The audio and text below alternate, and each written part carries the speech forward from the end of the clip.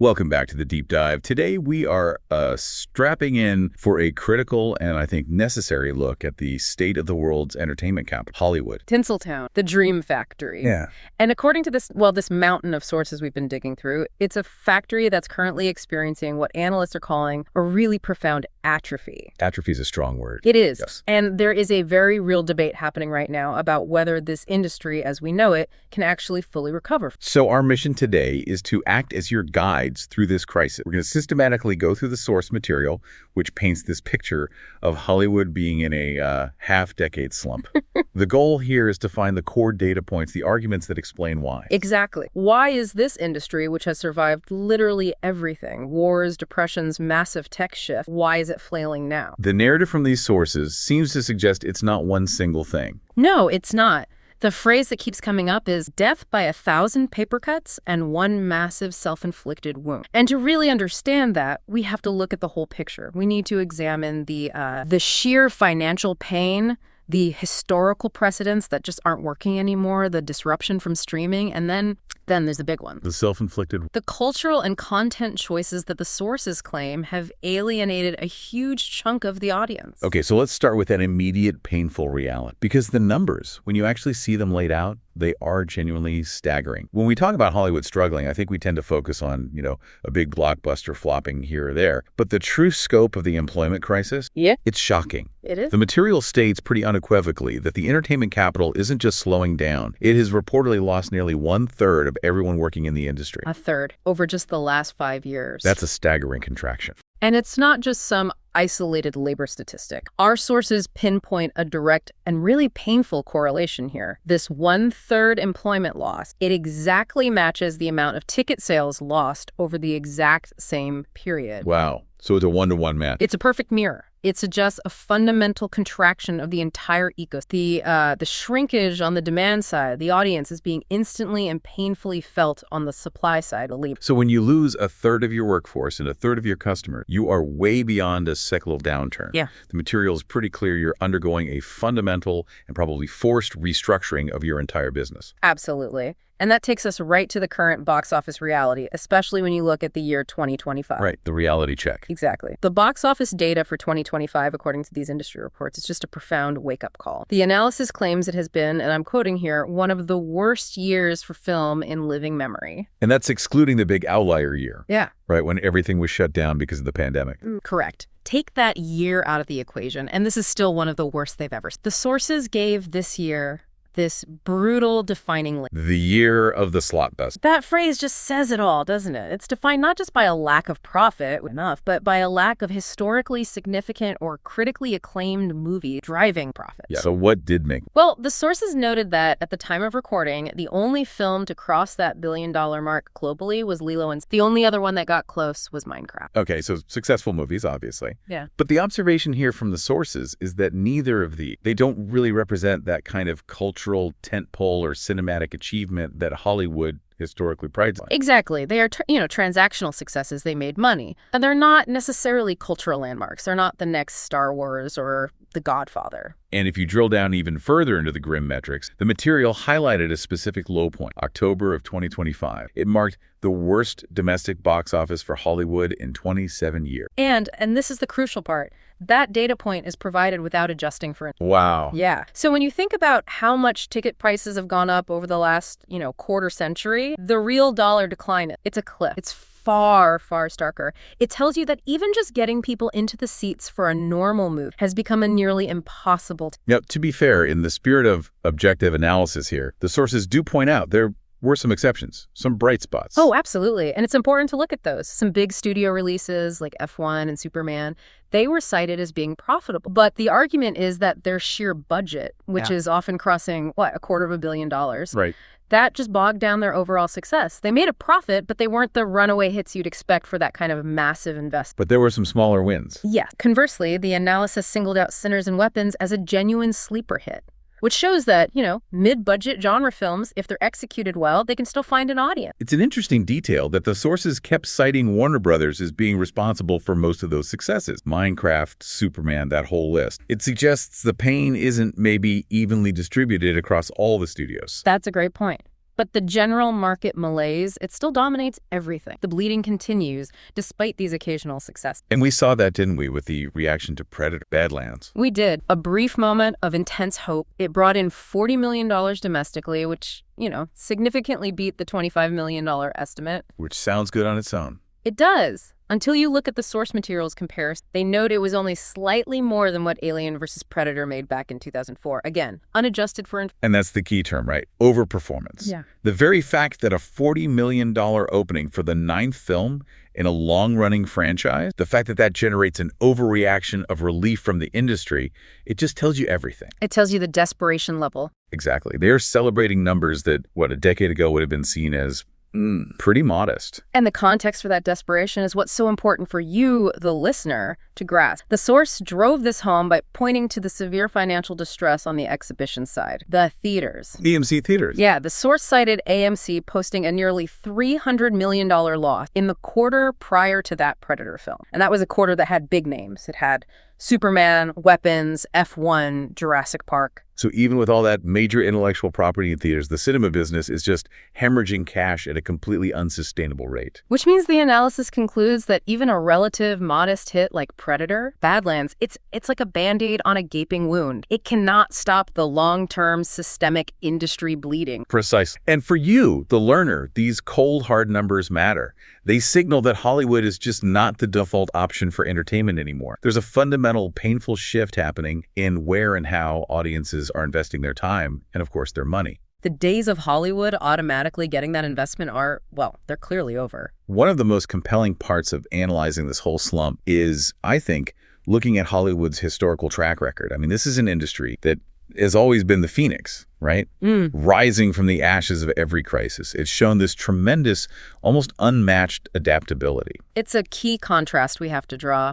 Over the last century, Tinseltown has survived these seismic threats that should have crippled. You're talking world wars, recessions, the Great Depression, major internal strikes, scandals. They even weathered the Red Scare. Exactly. The Red Scare, which targeted communists and non-communists in this purge that completely redefined the creative landscape, the structure was just inherently resilient. The sources highlighted one specific massive structural challenge that really shook the foundation: the 1948 Paramount antitrust case. That ruling effectively ended the entire vertically integrated studio system. It did. It forced the studios to sell off the theaters they owned, dismantling what was essentially a powerful distribution monopoly. And here's the historical irony that the sources really emphasize. That ruling came just after 1946, which was the absolute peak year for America. An estimated 4.067 billion tickets. I mean, they were making money hand over fist, and yet the U.S. government forced this radical structure change on, and they had to adapt, and they did. They successfully shifted their business. They also survived all this competing technology that was constantly predicted to be the death of cinema: television, the VCR, the DVD player. And Tinseltown didn't just survive those threats, they learned how to thrive off. The home entertainment boom was Hollywood's greatest financial adaptation. By the mid-'80s, the sources note, Hollywood started making more money from home entertainment than they did from the theaters themselves. The secondary market had actually become the primary engine. And the DVD era just turbocharged that. It sent profitability. At its peak, DVD sales accounted for a staggering 60% of Hollywood's higher revenue. 60%. 60%.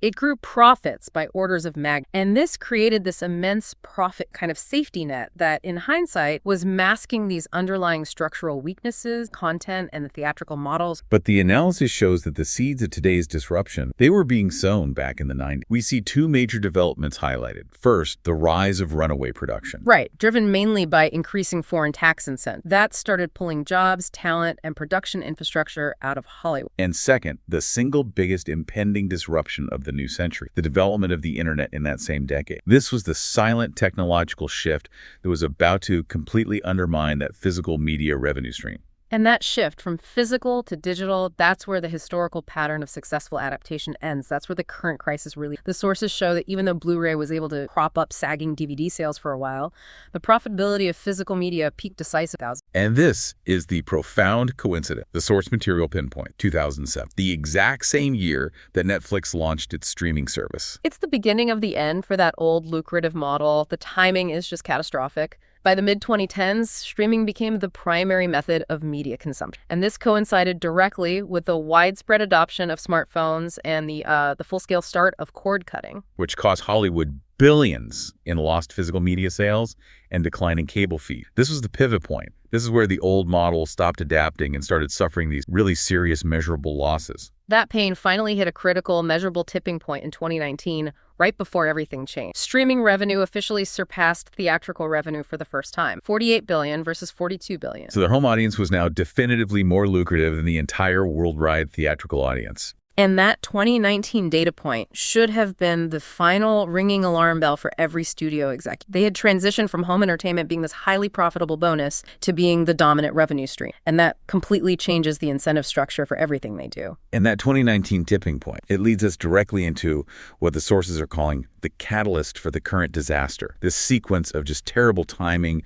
financial overreach, and unprecedented global events. It was a truly disastrous sequence. In late 2019, early 2020, we saw this immediate launch barrage of 4 major, aggressively funded streaming services, all at once. Apple TV, Disney+, Peacock, and HBO Max. All arriving just before the pandemic hit. Which is just incredible timing. So you have this huge wave of competition arriving just before the theatrical model was essentially put into a coma. Then comes the COVID effect. Hollywood was deemed essential in California, but the source notes that the audience, they were confined, locked down. And the result was streaming exploded into hyperdrive. It created this immediate, desperate need for content to feed these new platforms. But the analysis makes a really critical point here. Once people were allowed to go outside again, that streaming bubble promptly burst. Churn became a massive problem. In the analysis of the exhibition side, the theaters themselves is crucial here. The source argues that they only survived that shutdown period because they were so heavily subsidized by the American taxpayer. That's what prevented an immediate collapse of the entire distribution arm. But the lasting damage wasn't just economic, it was behavioral. Hollywood discovered this incredibly painful lesson. Once the audience habit of making a trip to the movies is fundamentally broken, it is extraordinarily difficult, maybe even impossible to get that habit. The convenience of home viewing, once you've experienced it for a year or two, it's just too powerful to overcome for most people. And this breaking of the domestic habit happened at the exact same time. Another critical factor was collapse, the international market. The source notes the Chinese box office started a very sharp decline right around the time. So you're losing your key growth engine abroad while your domestic audience is just stopping showing up. Which is why the sources describe the next self-inflicted phase as so devastating. Just as the industry desperately needed to rebuild momentum, ramp up production, lure people back, it gets shut down again. By what the material calls the worst time strikes in American industry history. The source is absolutely unequivocal about the direct consequences. These strikes, coming right on the heels of the pandemic's economic turmoil, were directly responsible for the loss of 45,000 jobs. And if we connect that 45,000 figure back to what we were talking about in part 1, it contributed significantly to that overall painful loss of 1/3 of the entire workforce over 5 years. The sources argued this wasn't just bad luck. This was structural self-harm, coming at the precise moment the industry could not absorb any more disruption. The crisis went from being a disruption to an immediate structural failure. So we've established the financial atrophy, failed historical adaptations, and the severe economic catalyst. Now we pivot to what the source material identifies as maybe the most fundamental and perhaps unfixable problem, the self-inflicted content, culture, and audience alienation. Right. The material analyzes a shift in content quality and alignment, and it argues that while, a decline had been happening for a while due to various slow structural issues, it worsened demonstrably around 20. And the analysis links this deterioration directly to the industry's response to the political climate at the time.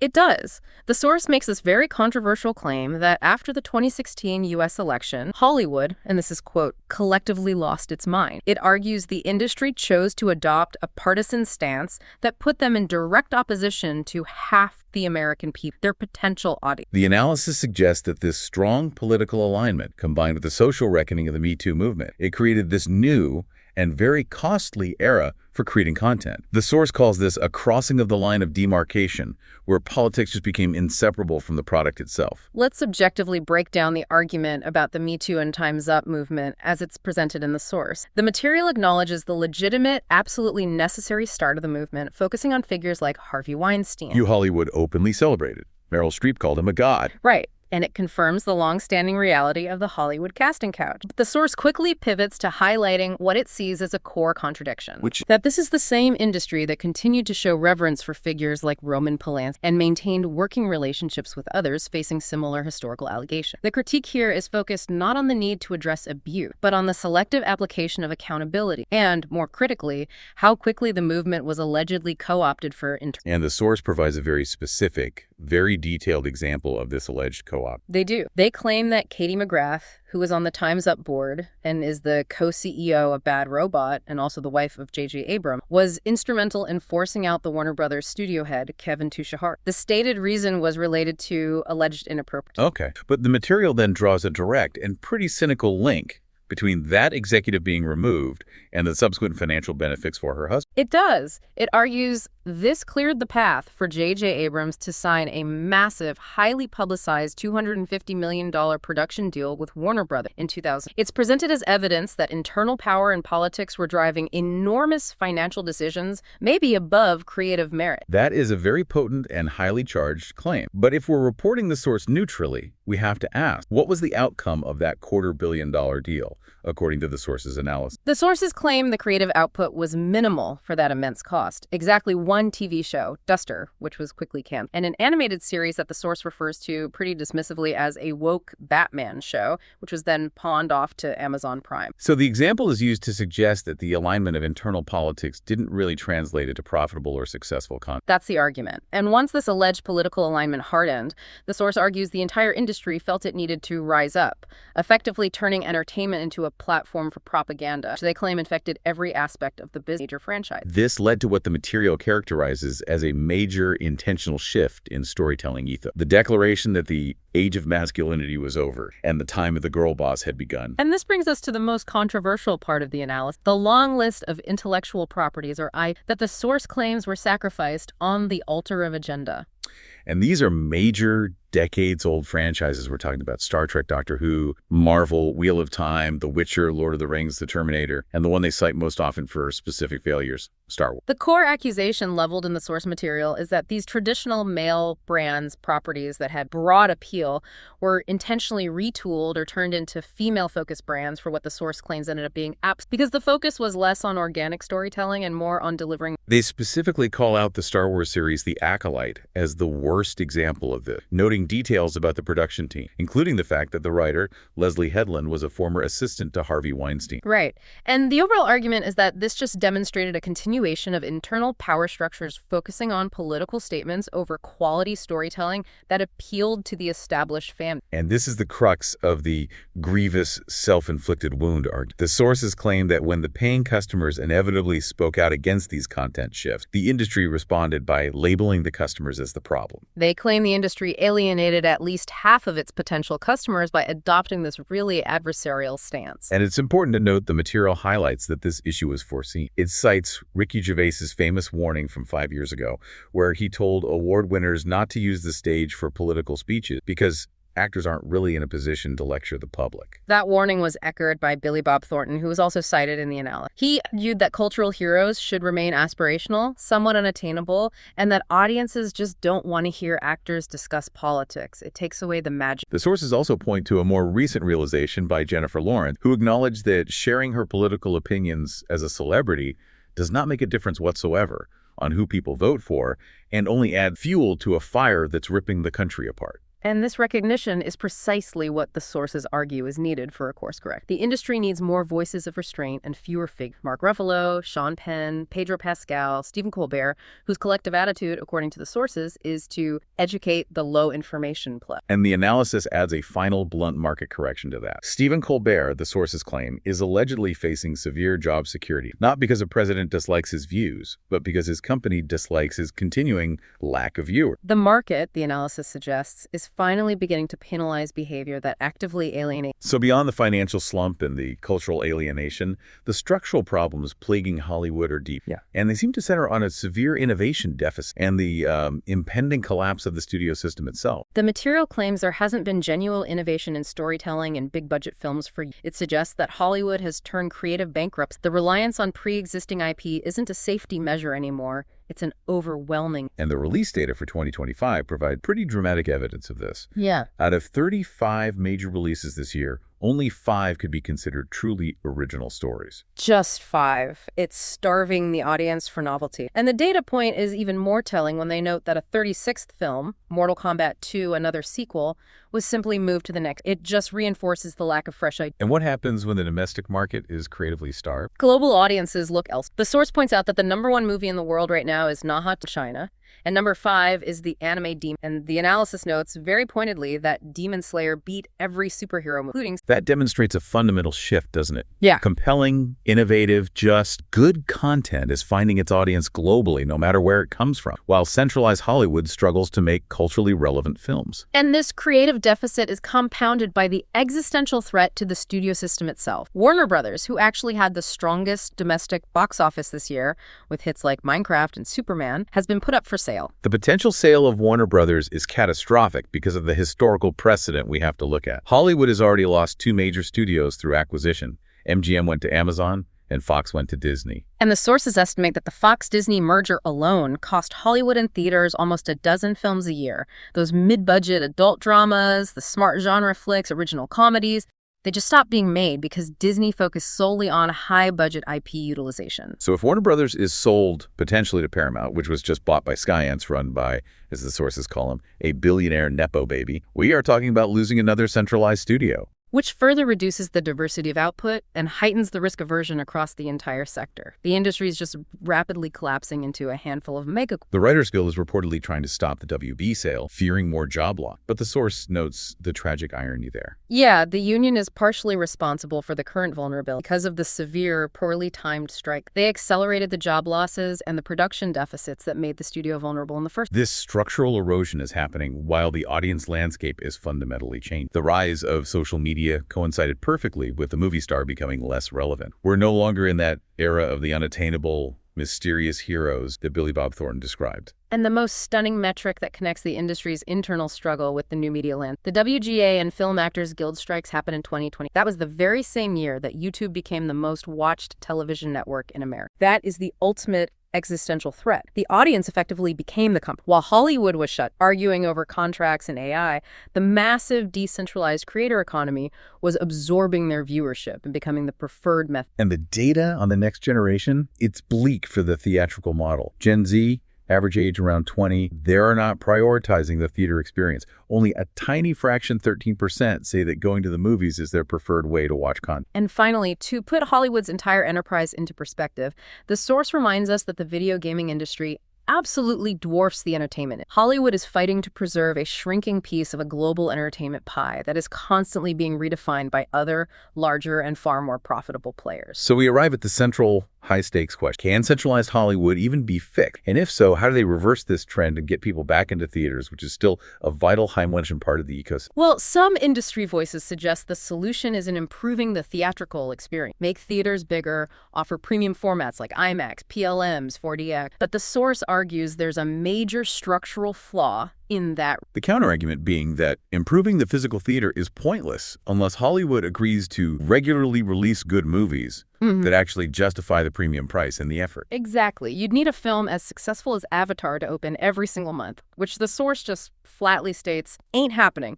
The problem is content innovation and quality, not the seating or the sounds. And the economic incentive to truly fix the theatrical model? Yeah. It's largely gone, isn't it? Because of that irreversible revenue shift we talked about? It is. Streaming revenue has decisively surpassed the worldwide box office. So the focus of investment and executive energy is just somewhere else now. To really grasp that revenue shift, the source provides a jaw-dropping metric. Netflix's 2024 revenue alone surpassed the financial intake of the entire worldwide box office. One company. More money than the entire global theatrical industry. The center of gravity for monetization has fundamentally and probably permanently shifted away from the theater experience. And we're seeing tangible evidence of this new center of gravity in the quality of the work itself. We are. The sources point out that the most interesting stuff is happening on streaming, citing impressive examples like Mobland, Pluribus, and a film called Frankenstein, which they argue is arguably the best movie of the year, despite having only a limited theatrical release. So if the best, most compelling content is primarily being distributed and consumed at home, the battle for the theater is already lost. It seems that way. For Hollywood to survive in any centralized form, the analysis concludes it must run this daunting gauntlet of challenges all at once, with absolutely no margin for error. And the list is immense. It really reflects the complexity of the current failure. It is. They have to navigate the existential threat of the AI revolution and the threat of massive layoffs from automation. They have to survive the corporate mergers and stop the creative bankruptcy that drives the obsession with the 20. They have to find solutions to runaway production costs, which are driven by unions, LA city policy, California state policy. And critically, They have to rediscover genuine innovation in technology, but do it without making production even more expensive. And most profoundly, they have to rediscover compelling, original storytelling within a corporate, risk-averse environment where studios seem to prioritize political alignment over genuine creative risk. And all of this has to be accomplished while simultaneously figuring out how not to annoy or piss off half the country, especially as the source notes, with the possibility of a second Trump term, considering the industry couldn't stop focusing on him even when he wasn't president. That cultural challenge remains a potent force driving audience alienation. The source's final assessment is, it's stark. The days of a centralized, culturally dominant Hollywood are numbered, and the material concludes they have no one to blame but themselves for this crisis. The final analysis holds that while pop culture isn't dead, it's just decentralized now. The key insight for the future is that authenticity is the currency of the manufactured, centralized, agenda-driven model is just demonstrably failing to connect with an increasingly diverse and fragmented audience. That brings us to the end of this deep dive into Hollywood's half-decade slump. And we've established that the crisis is a complex, multifaceted failure. It's combining severe structural issues, mergers, bad strikes, failure to adapt, with damaging content and cultural choices that alienated a significant portion of their core customers. The financial and creative decline is undeniable. Hollywood's initial response to his audience leaving was, according to these sources, to blame the audience for being low-information plebes, rather than look inward at the quality and alignment of the product they were creating. So, if authenticity currently leave you with evocative thought, we've seen how traditional cons struggle with their audience. What happens when they finally realize that their largest and most successful petition isn't video or rival streaming, but the audience itself? When YouTube, driven by decentralized, can dominate television, what centralized authentic, and can the old guard of Hollywood ever repeat with that kind of global bottom-out?